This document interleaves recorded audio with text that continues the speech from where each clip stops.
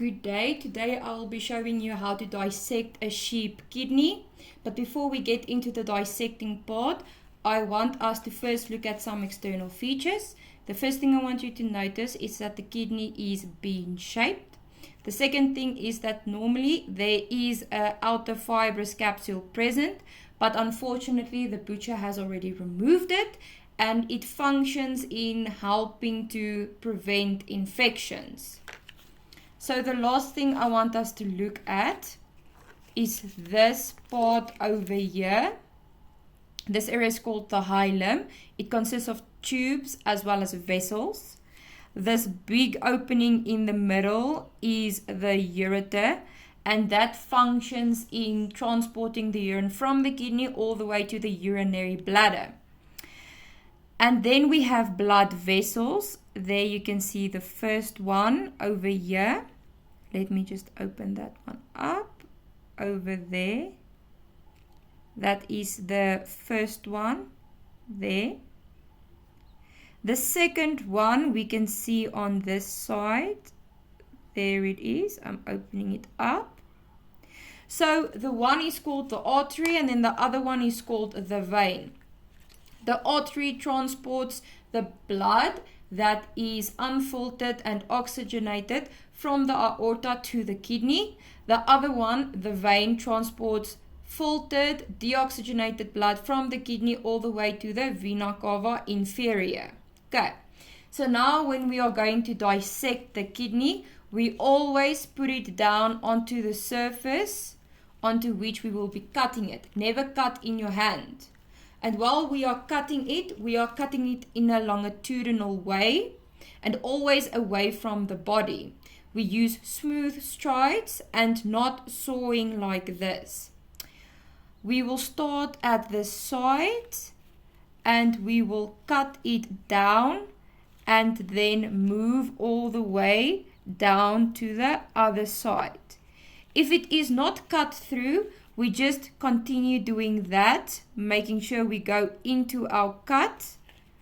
And you can use your fingers to try and pull it open a bit, which will help it to go through the kidney. Once we have cut it and it is separated into two halves, once it is separated into two halves, an anterior and a posterior half, we will look at the internal features. Okay, so the very first thing I want us to look at is this darker part on the outside of the interior part. That is called the cortex.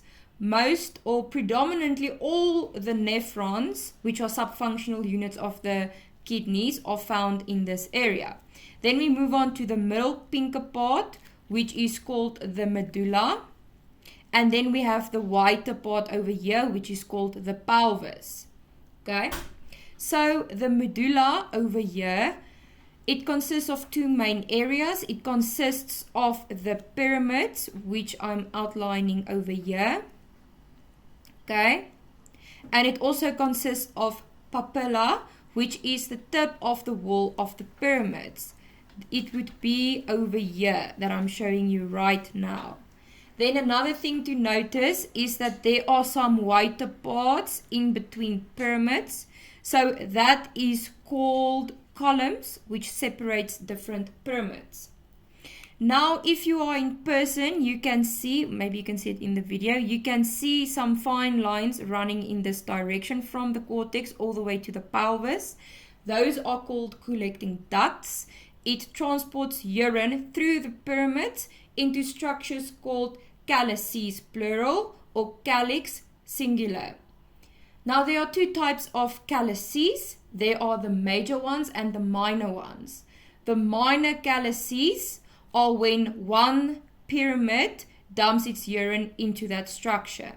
It is called a major calyce when multiple pyramids dumps its urine into that structure. Okay, the pelvis over here, this is where all the calyces come together. And once they come together, they all are connected to the ureter, which we were talking about a bit earlier. And the ureter transports the urine all the way to the urinary bladder. And from the urinary bladder, as it gets full, it releases the urine into the urethra, which then exits the body. Thank you very much.